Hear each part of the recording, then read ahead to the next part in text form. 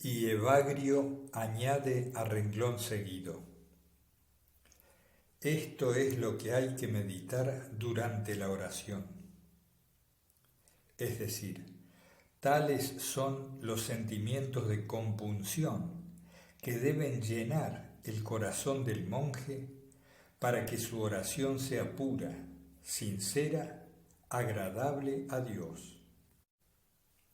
En otro lugar, el mismo maestro de espiritualidad aconseja: sírvete de las lágrimas para tener éxito en todas tus peticiones, pues tu Señor se complace en aceptar una oración acompañada de lágrimas. Más aún, al principio de la oración, esfuérzate por derramar lágrimas y tener compunción, a fin de que toda tu plegaria sea fructífera.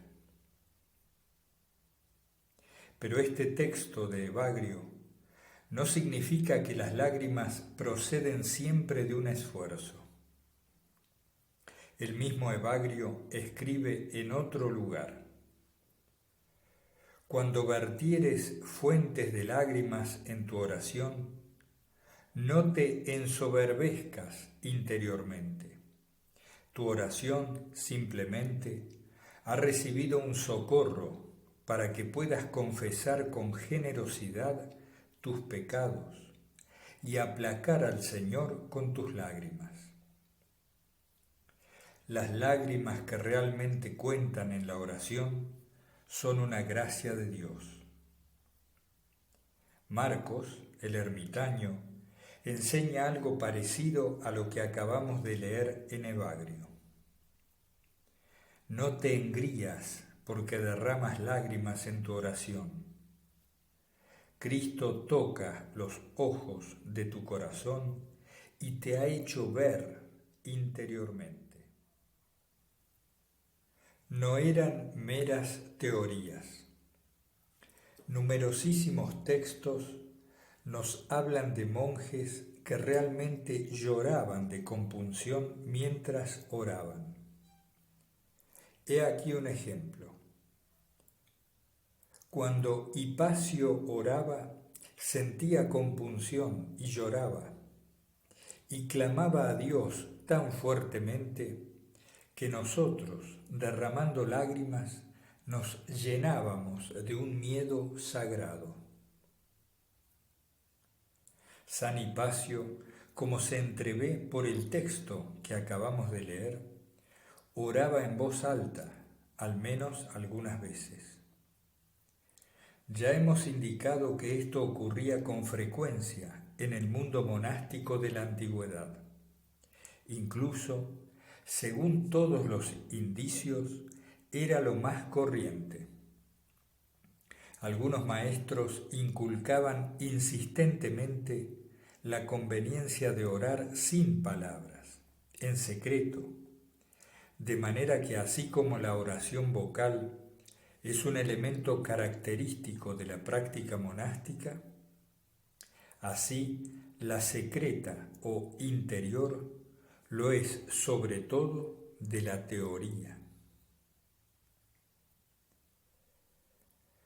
Casiano, como de costumbre, nos resume la doctrina de sus maestros del desierto sobre este particular cuando escribe que debemos tener particular interés en seguir el precepto evangélico de entrar en nuestra habitación y cerrar la puerta para hablar con nuestro Padre. Oramos con la puerta cerrada cuando, sin abrir los labios y en un silencio perfecto, suplicamos a aquel que no hace caso de las palabras, pero mira los corazones. Es cierto que los monjes no descubrieron que la quietud nocturna constituye el ambiente ideal para la oración, pues de antiguo se consideró las horas de la noche como las más propicias. Mucho antes de la aparición del monacato, Hipólito aconsejaba a todo buen cristiano: a mitad de la noche, abandonando la cama, levántate y ora. Los antiguos nos han transmitido esta costumbre. A esta hora, todo el universo descansa, bendiciendo a Dios. Las estrellas, los árboles y las aguas parecen inmóviles. Todo el ejército de los ángeles cumple su ministerio con las almas de los justos. Así, los creyentes oran a esta hora. Se apropiaron los monjes esta manera de pensar y la oración nocturna se convirtió en una de las características de su vida y espiritualidad. Los textos que nos lo certifican son numerosos. He aquí uno de el gran San Basilio, escribiendo a su amigo Gregorio de Nacianzo, desde su retiro de orillas del Iris.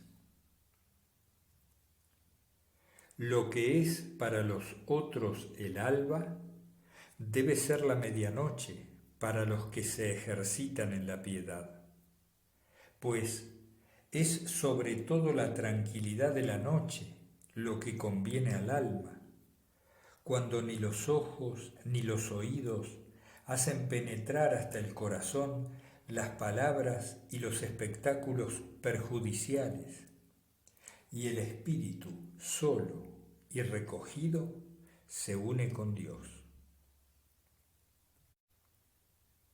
La tradición antigua es unánime sobre este punto de la oración nocturna. Casiano, por citar otro ejemplo, nos cuenta esta deliciosa anécdota acaecida en el desierto de Egipto. Los protagonistas son él mismo y el santo Apa Teodoro. Una vez, este mismo abad Teodoro vino de improviso a mi celda en plena noche, vigilando secretamente, con paterna curiosidad, lo que yo hacía solo, siendo anacoreta todavía novato. Me encontró cuando me estaba acostando sobre mi estera, apenas terminado el oficio de la noche, y mi cuerpo fatigado empezaba a descansar.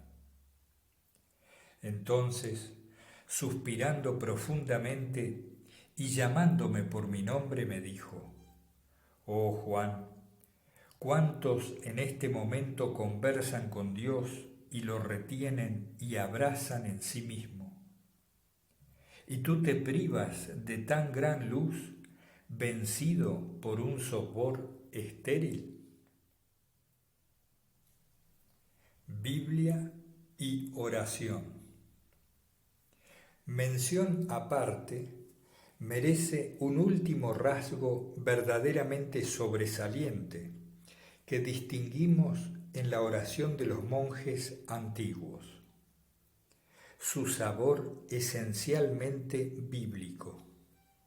En realidad, todas las fórmulas de plegaria que nos ha legado el monacato primitivo están henchidas de savia bíblica, de ideas bíblicas, de sentimientos bíblicos, de palabras bíblicas. Y esto, por lo común, hasta un grado que nos llena de asombro. Los monjes antiguos no podían orar de otro modo. Primero, porque profesaban una devoción total a la palabra de Dios. La Escritura, lo hemos visto, era la verdadera regla monástica y el espejo en que el monje hallaba ejemplos magníficos que imitar. La Biblia era el libro del monje y el monje el hombre de la Biblia, Cuando se trataba de oración, esto naturalmente seguía siendo verdad. La palabra de Dios contenida en los libros sagrados constituía el alimento y el estímulo de la plegaria monástica.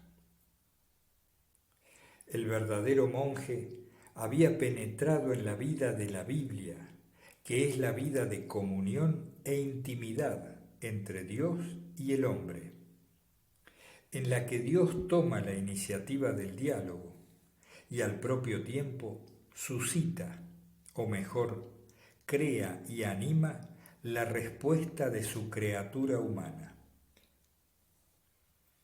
Jalonada en toda su extensión de innumerables oráculos divinos y de admirables plegarias, en que el hombre, inspirado por él, expone a su Padre del cielo sus necesidades, le explica sus triunfos y sus desgracias, sus alegrías y sus tristezas, y le expresa su adoración y su amor, su compunción y su acción de gracias. La Escritura, divinamente inspirada, no sólo enseñaba al monje cómo debía orar, sino que ponía en sus labios las palabras mismas con que expresar a Dios su fe, su esperanza, su amor y todos los sentimientos más puros, capaces de brotar del corazón humano, tocado por la gracia. La idea que de la oración se hacían los antiguos la resume excelentemente Jean Leclerc cuando escribe: Dios nos ha hablado y sus palabras nos han sido consignadas en un libro, en el libro, la Biblia. Por consiguiente, la Biblia debe ser la fuente normal de la oración. La Biblia proporciona a la plegaria todas las palabras que ésta necesita para ser una plegaria, para ser acepta a Dios. Gracias a la Biblia, la oración puede ser una Eucaristía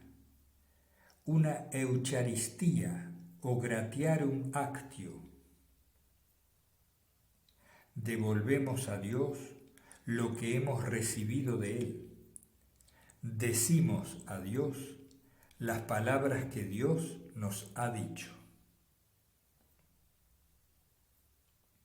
Su libro de oración por excelencia era el Salterio. Como es bien sabido, los salmos constituían la parte principal y más característica del oficio canónico, que ningún monje dejaba de recitar. Su rezo, su rumiación, melete, meditatio, acompañaban y vivificaban el trabajo manual de los solitarios en el recogimiento de la celda. Algunos de sus versículos más enjundiosos y expresivos, como el Deus in adiutorium de Casiano, eran usados continuamente a guisa de jaculatorias. La salmodia, conforme al sentir de nuestros monjes, era útil para todo, como escuela de oración, como arma contra el demonio, como acicate que estimulaba al alma falta de fervor, como instrumento perfecto para obtener el espíritu de compunción y sus estupendas secuelas, las lágrimas, el silencio interior, la quietud total.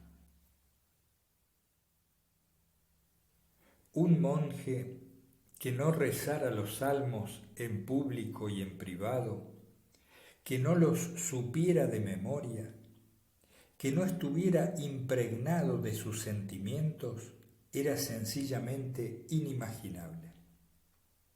Incluso se dio el caso de que algunos candidatos a la vida eremítica pasaran varios años en un cenobio con el fin de aprender del coro el salterio. La recitación de los salmos era considerada como la mejor defensa contra demonios y pasiones y el mejor reclamo para atraer los ejércitos angélicos.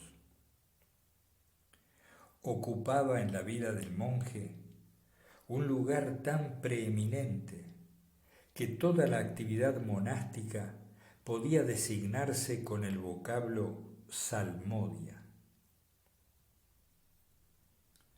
El salterio era la escuela de oración del monacato primitivo.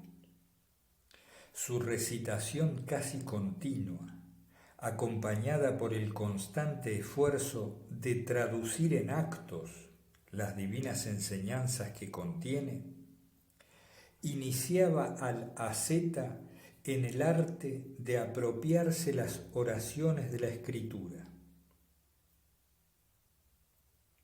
Es clásica la doctrina de Casiano sobre este punto. Gracias a la práctica del ascetismo, penetramos tan profundamente en las Escrituras que se nos manifiesta su corazón y meollo, por así decirlo, cuando nuestra experiencia no solo nos permite conocerla, sino que hace que anticipemos este mismo conocimiento, y el sentido de las palabras no se nos descubre por una explicación, sino por la prueba que de ellas hemos hecho. Y enseguida vienen estas frases memorables. Penetrados de los mismos sentimientos en que el salmo fue cantado o compuesto, nos convertimos, por así decirlo, en sus autores y anticipamos su pensamiento más bien que lo seguimos. Comprendemos el sentido antes de conocer la letra.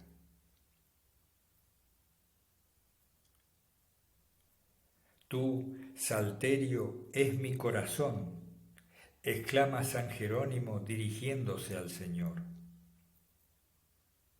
El gran libro de plegarias del Antiguo Testamento y en general la Biblia entera proporcionaba al monje la voz de su oración. Pero no cabía hacerse ilusiones. Llegar a compenetrarse con la vida de oración de la Escritura es una meta difícil de alcanzar. Supone una larga educación. Acabamos de ver cómo Casiano hace hincapié en la necesidad de vivir según la Biblia para poder orar con la Biblia.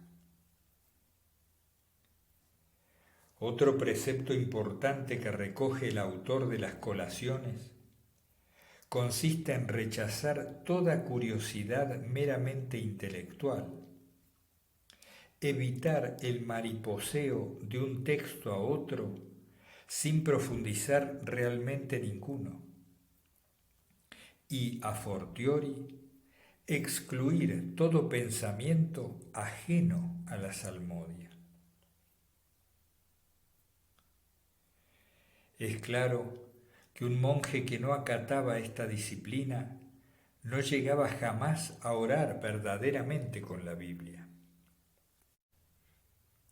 En cambio, los que lograban alcanzar este objetivo difícil no solo rezaban con palabras y sentimientos de la Escritura, sino que hacían de ésta el vehículo normal de los propios pensamientos y afectos más personales e íntimos. Porque lo más maravilloso del caso No es que las oraciones monásticas que nos han llegado estén casi íntegramente compuestas de elementos bíblicos, sino que dichos elementos se hayan convertido indiscutiblemente en carne y sangre de la plegaria del monje. Colmadas de sentimientos de alabanza, gratitud, compunción y todos los más nobles afectos del corazón humano, las viejas oraciones monásticas dan una impresión inequívoca de naturalidad, espontaneidad y fluidez admirables.